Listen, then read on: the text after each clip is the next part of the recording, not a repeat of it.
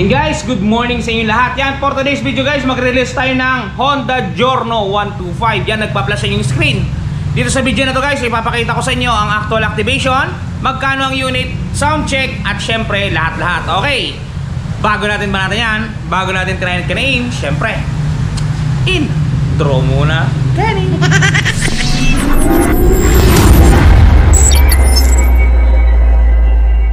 Yun guys ha, kinakalaan na ni Joven. Para doon sa mga hindi nakakaalam, inalis na ni Honda yung baterya doon sa footboard. Inilipat niya na sa medyo mataas para safety. Well, anyway, safety naman din pag nandun. Pero ito, mas safety to. Nasa taas. Mahirap nakawin.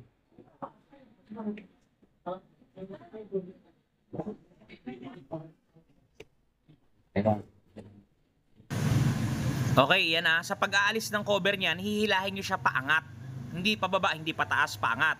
Kasi pag bababa o pataas, baka may tendency malaglag, magagasgas pa yung ating cover, which is napakamahal niyan guys.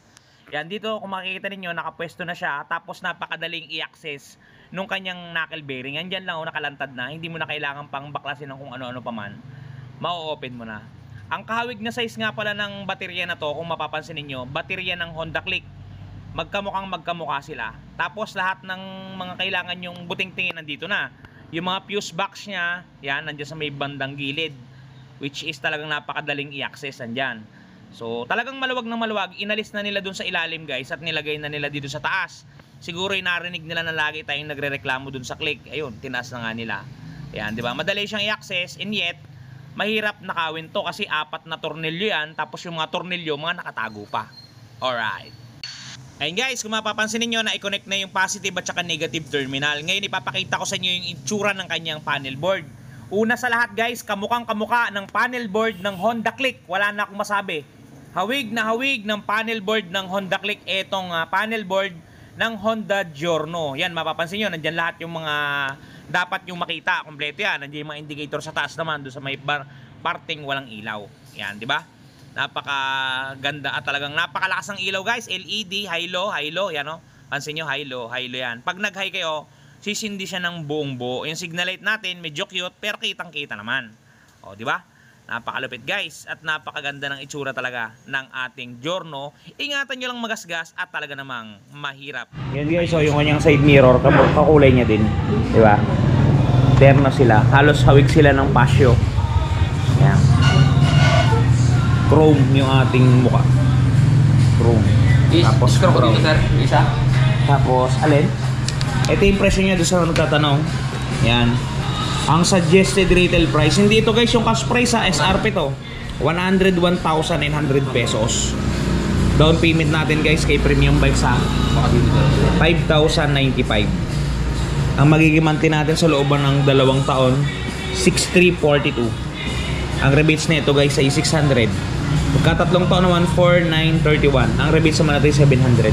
And guys, presyo ng Giorno ngayong May 2025. Screenshot nyo na guys para inyo nang malaman at matandaan. Kay Premium Bikes to guys ha. Alright.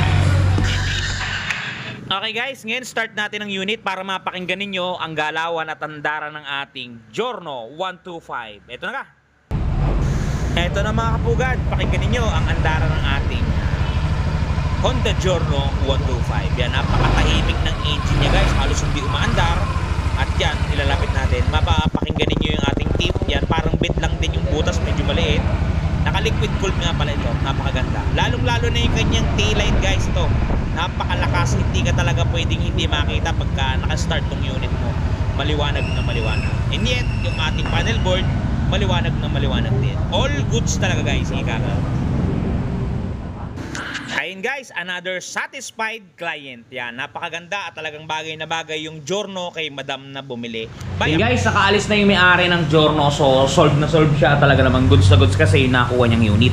Okay guys, yung presyo nun, updated ngayong March 2025. Doon sa mga gusto mag-avail, kuha na kayo guys. Napakadali lang. Meron tayong description box. Sa description box, mayroong online application dyan. Talaga namang may nangyayari na. Guys, doon nga pala sa mga namang problema.